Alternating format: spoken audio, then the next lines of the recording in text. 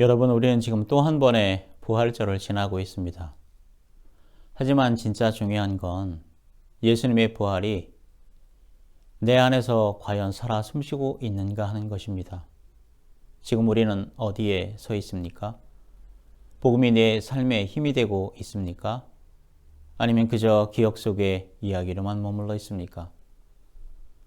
오늘 저는 여러분과 함께 성경 빌레몬서에 나오는 도망자 오네시모, 그를 품은 사도 바울, 그리고 한국 땅의 숨은 성자 이세종 선생의 삶을 따라 복음의 역동성이 여전히 우리를 살아 숨쉬게 한다고 하는 것을 나누고자 합니다.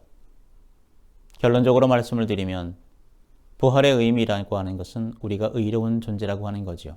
또한 이것을 계승해야 한다고 하는 도전을 주고 있는 것이 바로 부활의 의미입니다. 그런데 이것을 어떻게 이어가야 할까요? 그 계승 방식은 2000년 전 예수 그리스도의 그 비전을 시대에 맞게 창의적 비전으로 현재화시켜야 한다고 하는 말입니다. 예수 그리스도의 비전의 그 현재화. 2000년 전 예수 그리스도의 비전이란 어떤 것이었습니까? 때가 참에 천국이 가까이 왔으니 회개하고 복음을 믿어라. 2000년 동안 우리는 이 비전을 따라왔습니다. 지금 21세기 이 시대에 우리는 과연 어떠한 모습으로 하나님의 나라를 이 시대에 적합하게 만들며 살아가고 있는지 점검해야 합니다. 따라서 말씀 따로, 생활 따로, 따로따로 분리됐던 복음의 파편화를 우리 각자의 내면에서 통합시켜야 합니다.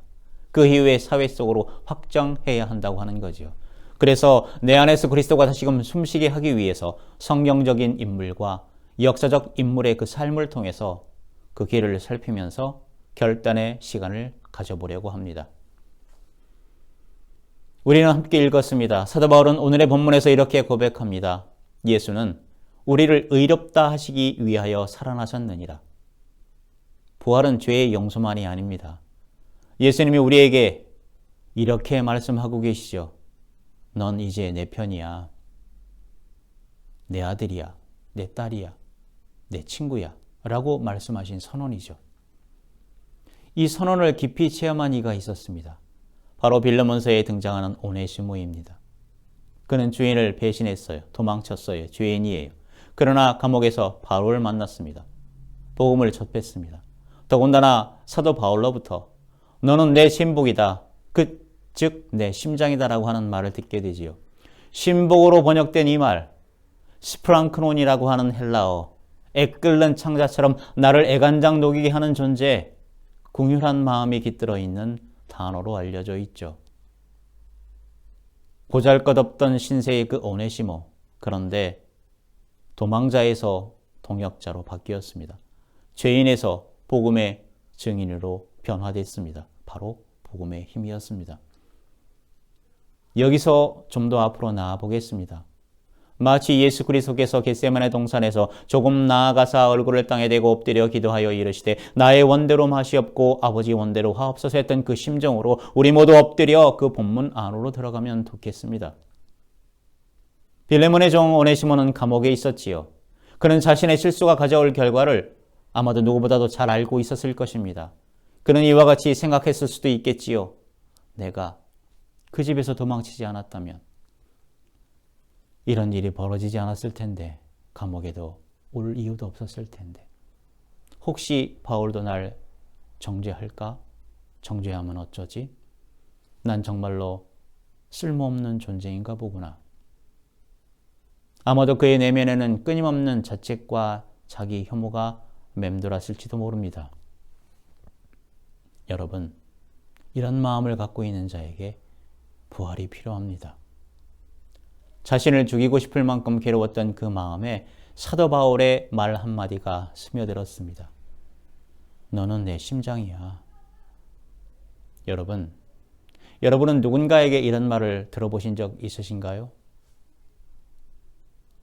누군가가 내 존재를 그렇게 귀히 여긴다고 하는 말, 나의 이름을 복음의 이야기 안에 넣는다고 하는 말. 부활은 바로 그 순간 그의 마음에서 시작된 것입니다. 아, 나도 이제 다시 한번 인생을 살맛나게 시작해 볼 수 있겠어라고 하는 그 말, 그 내부에서 다시금 듣게 된 그 오네시모, 그것은 바로 너는 내 심장이야 라고 그렇게 인정해 주었던 말로부터 시작된 것은 아니었을까요? 우리 주변에도 오네시모 같은 이가 있다면 그에게 다가가서 사랑의 말, 살리는 말로 절망에서 희망의 세상으로 올려주는 저와 여러분이 되길 주님의 이름으로 축복을 드립니다. 오네시모는 노예였어요. 도망친 노예는 당시에 공개적 처벌이 가능했다고 알려져 있어요. 심하면 사형까지 또한 가능했다고도 하지요. 그는 시스템 안에서 보호받을 수 없었어요. 법도, 사회도, 사람도 그를 받아들이지 못했을 겁니다. 그런데 사도 바울은 이 질서를 복음으로 재해석합니다. 놀라운 말을 빌레몬서 1장 16절에 하죠. 빌레몬아, 그를 종처럼 대하지 말고 형제로 받아주라.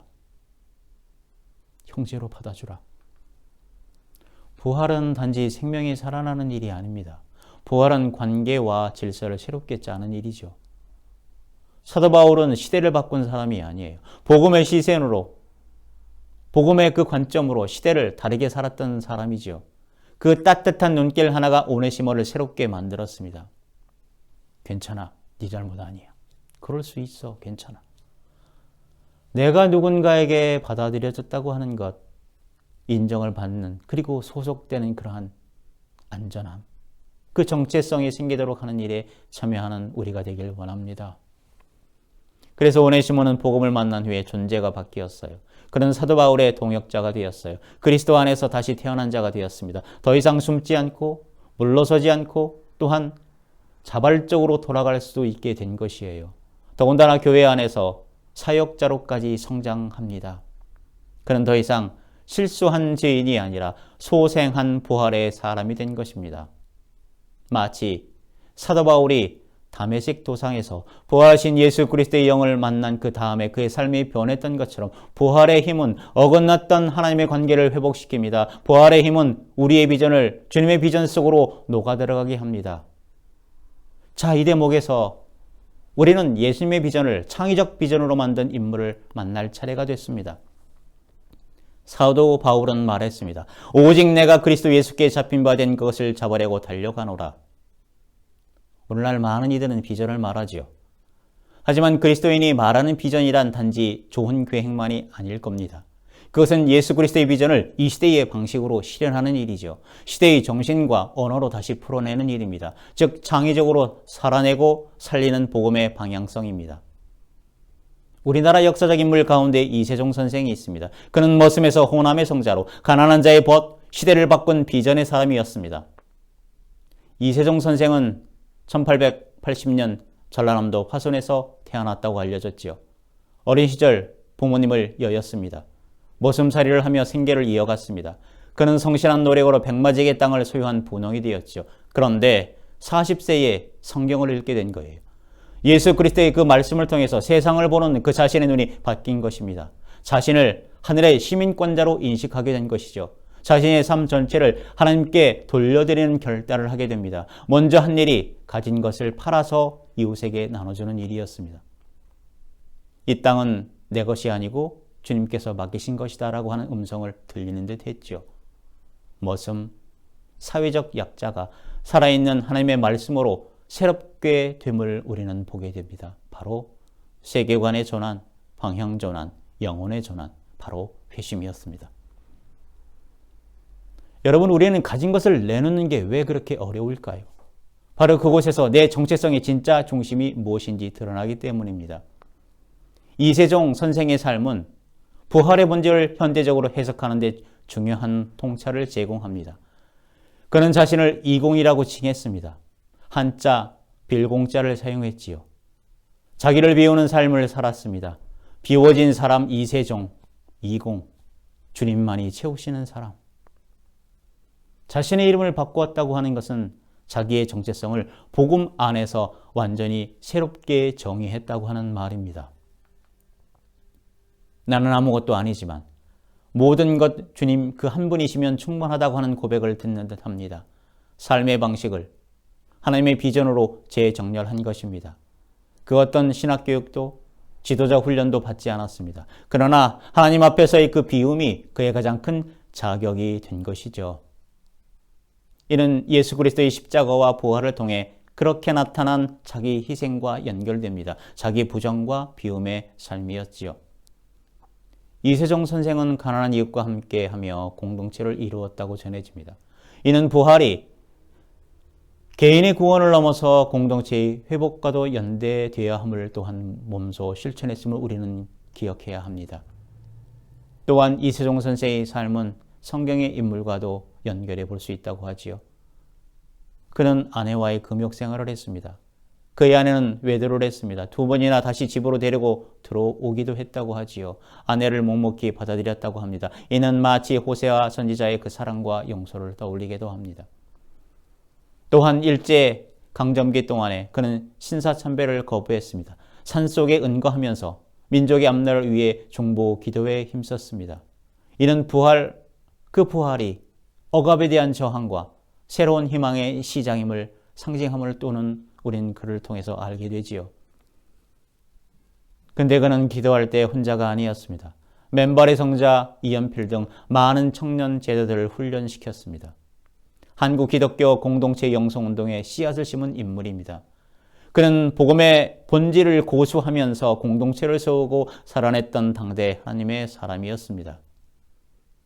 여러분, 우리는 오네시모처럼, 호남의 성자 이세종 선생처럼, 사도 바울의 말처럼 그러므로 너희가 그리스도와 함께 다시 살리심을 받았으면 위의 것을 찾는 그러한 삶으로 전환되어야 합니다.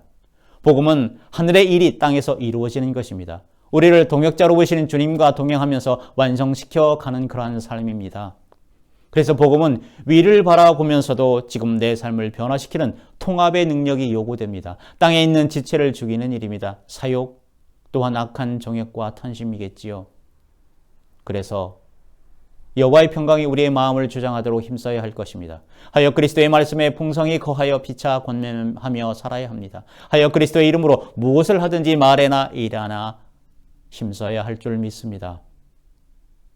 이와 같이 옛사람을 버리고 새사람을 입는 것입니다.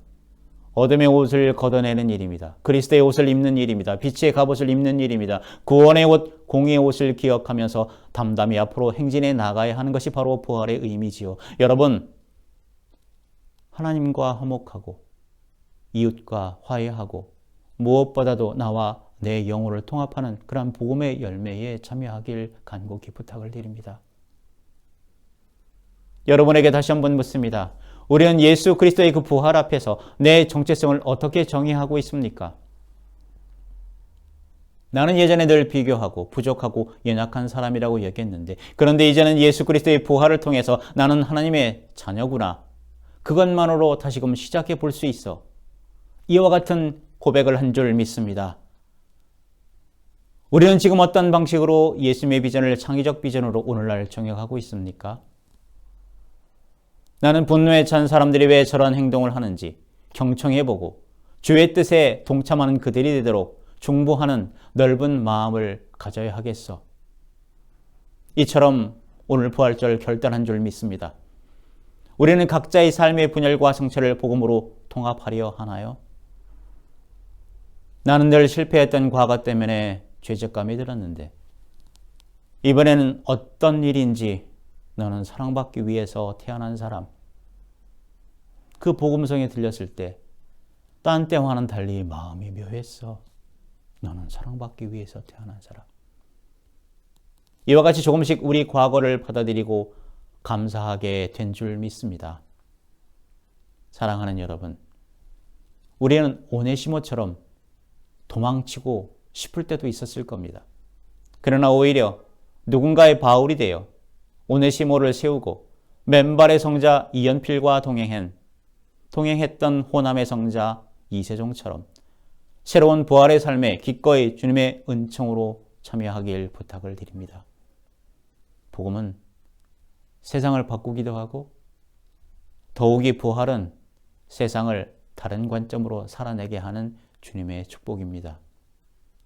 혼란한 세상 가운데서 분노를 넘어서 긍휼함으로 희망의 불꽃을 쏘아 올리는 저와 여러분이 되길 다시 한번 주님의 이름으로 축복을 드립니다. 기도하겠습니다. 주님, 갈라지고 어그러졌던 우리의 마음을 주님의 사랑으로 통합하는 그러한 은총을 우리에게 허락하여 주시고 나와 내 영혼이 다시금 통합하고 이것을 세상 가운데 이웃과 나누면서 슬프고 외롭고 답답한 사람들과 더불어서 주님의 그 부활의 길, 생명의 길, 빛의 길로 나아가는 우리가 되도록 만들어 주시옵소서. 이 모든 말씀 나사렛 예수 그리스도 이름으로 기도 올리옵나이다.